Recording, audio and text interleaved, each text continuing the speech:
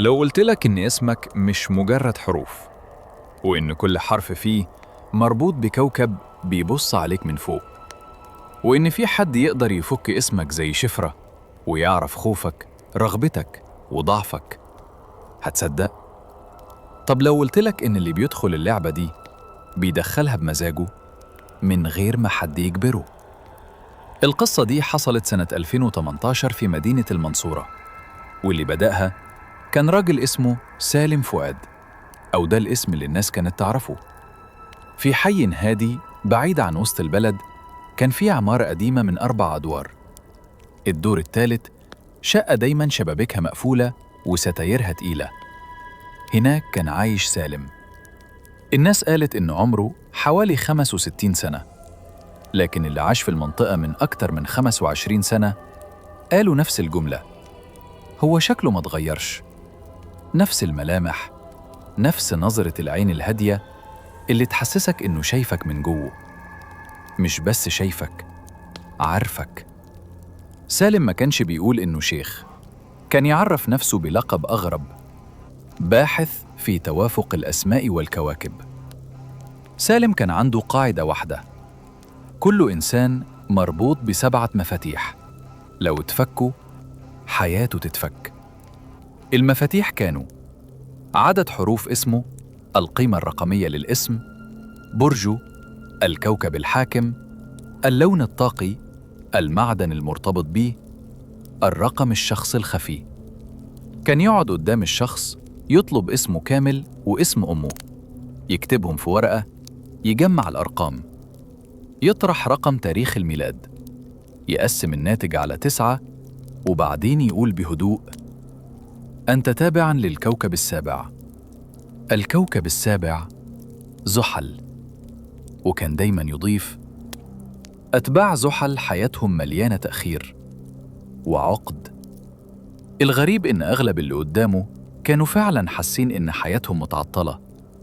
سالم ما كانش يبيع بخور بس، ولا يقرأ فنجان، هو كان يبيع خاتم التوافق. خاتم بسيط، حجره غامق يميل للسواد، يقول إن الحجر ده مش حجر عادي، ده حجر اتشحن بطاقة الكوكب الخاص بصاحبه. السعر يبدأ من 1500 جنيه، لكن لو الشخص عايز تفعيل كامل السعر ممكن يوصل ل70,000. التفعيل الكامل كان بيتم في جلسة خاصة جداً، لا موبايلات، لا حد تاني في الشقة. وفي الجلسة دي كان لازم الشخص يعترف بأكبر خوف عنده. سالم يقول: الكوكب ما بيشتغلش إلا لما يعرف ضعفك. سالم ما كانش بيصرخ، ما كانش يرهب الناس بصوت عالي، هو كان بيستخدم الصمت. يقعد ساكت، يبص في عيون اللي قدامه، يسيب ثواني طويلة تمر. والإنسان بطبيعته بيكره الفراغ، فيملأه بالكلام. بعد 10 دقايق الشخص يكون قال كل أسراره، وسالم يسجلها في ملف. في شقته كان في درج مقفول دايماً، ولما اتفتح بعد كده لقوا مئات الملفات، كل ملف مكتوب عليه اسم، وتحته: الكوكب المعدن، أعمق رغبة، أكبر خطيئة، أضعف لحظة التحقيق. بعد كده كشف إن سالم ما كانش من المنصورة أصلاً، ظهر فجأة سنة 1993. قبلها مفيش سجل واضح، بس في بلاغ قديم سنة 1989 في مدينة طنطا عن شخص بنفس المواصفات متهم باستغلال الناس روحياً ومادياً.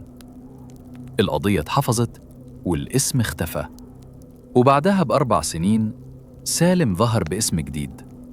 في أواخر 2018 واحدة ست اسمها ليلى تواصلت معه، كانت بتعاني من إجهاض متكرر.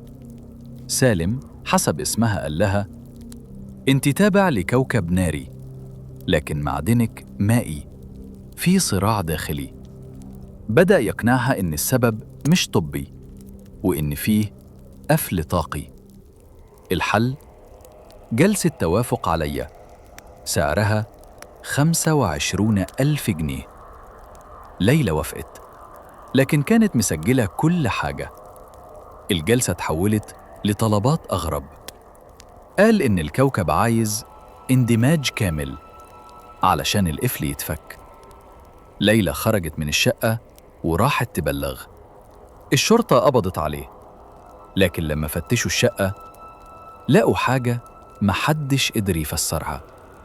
في وسط الغرفة مرسوم دايرة كبيرة على الأرض، وفي نص الدايرة 7 دوائر أصغر، وكل دايرة عليها اسم كوكب.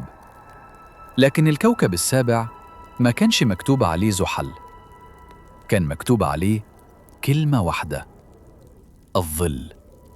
ولقوا ملف مختلف عن باقي الملفات، ملف باسمه هو: سالم فؤاد الكوكب، غير مرئي، المعدن، لا ينكسر، الرغبة، الاستمرار، الخوف، الانكشاف، الحالة لم تكتمل.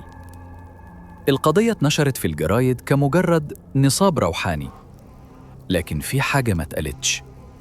واحد من الضباط كتب في مذكرته الخاصة: المتهم لم يظهر أي خوف، بل كان يكرر جملة واحدة أثناء التحقيق: أنتم دخلتم بإرادتكم. ولما سألوه يقصد مين، ابتسم وقال: مش هما، أنتم. سالم اتحكم عليه بالسجن، لكن بعد 3 سنين اتنقل من السجن لمستشفى بسبب اضطراب عقلي مفاجئ. وفي نفس الأسبوع المستشفى أعلنت وفاته. الجثة اتدفنت بسرعة، لكن بعد شهرين في مدينة تانية خالص في السويس ظهر إعلان على فيسبوك: خبير توافق الأسماء والكواكب، افهم نفسك من خلال حروف اسمك، اكتشف معدنك الحقيقي. والصورة المرفقة كانت لرجل ملامحه مألوفة جداً، نفس النظرة، نفس الابتسامة الهادية، لكن الاسم كان مختلف. لو حد النهاردة قالك إن اسمك يخفي سر، وإن برجك سبب تعاستك، وإن في خاتم هيغير قدرك، هتضحك ولا هتفكر تجرب بمزاجك؟